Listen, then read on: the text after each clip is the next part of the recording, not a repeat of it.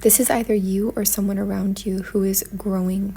This person could especially be growing more into their own identity, becoming something new, and it's still in its infancy. It's still in its beginning stages. There's a flood, a tundra, a storm of thoughts and ideas. I'm hearing racing thoughts. So much to try and do within a time limit or span.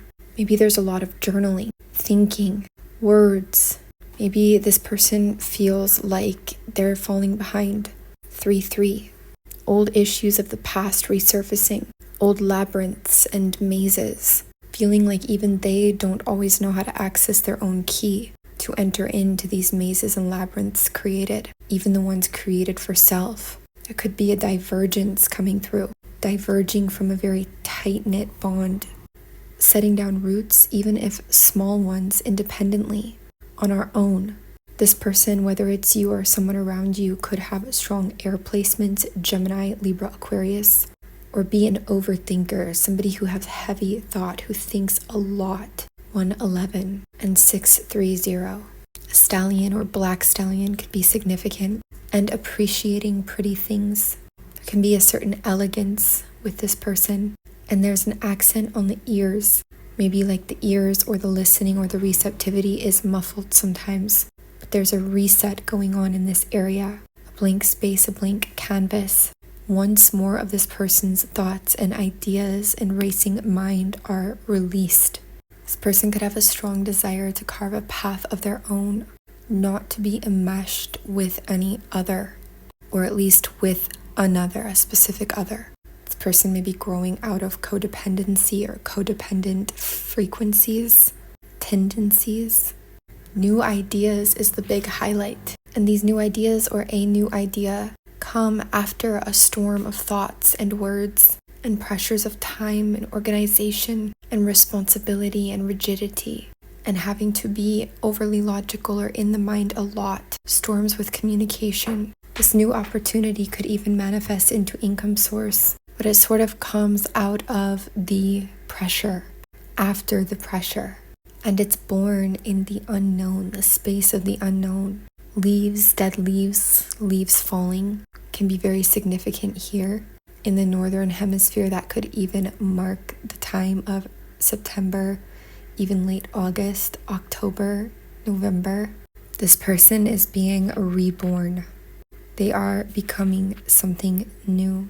And this may be one of the first times they're not letting the smallness frighten them. What feels like just a seed or a small root, or what makes them feel small to stand somehow on their own. They're stretching out and leaning into it. This will ultimately be a journey leading this person to reevaluate their intuition into greater intuitive understanding, to studying or meditating again or for the first time in this way, especially in what we might call spirituality or connecting with their source, their own soul. This could also plunge them into a time of rest, recuperation, maybe even a time where they feel a little bit off their rocker or slightly insane, like they've snapped somehow or broken down, but actually they are breaking through, they've broken through. Things are not what they seem. After a second look, there's a realization it wasn't what was originally thought. Things keep changing, and this also messes with or tests this person's sense of reality, their sanity. It also causes them to question what they know, their intuition. But that is a blessing in disguise because it creates a re-establishment of intuition, a greater understanding of more carefully precise and discerning style of intuitive understanding and work or working with. This person cannot ignore for any longer or for much longer. In some cases, they're letting their imagination break through, but they're more grounded, seemingly unknowingly, than they've been before.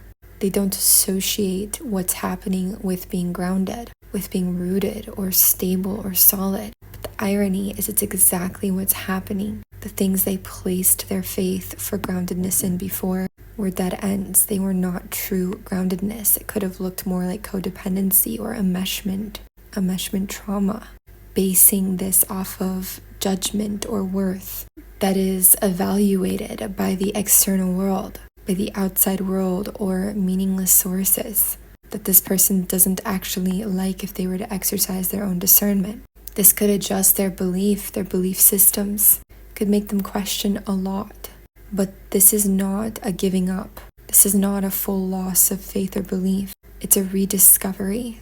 It's a searching within for the answers and sort of having to do that, being put in a place or position where they have to.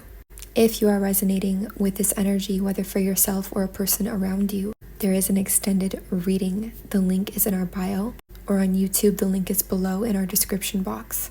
Please make sure the title and image matches. Much love your way and hope to see you there.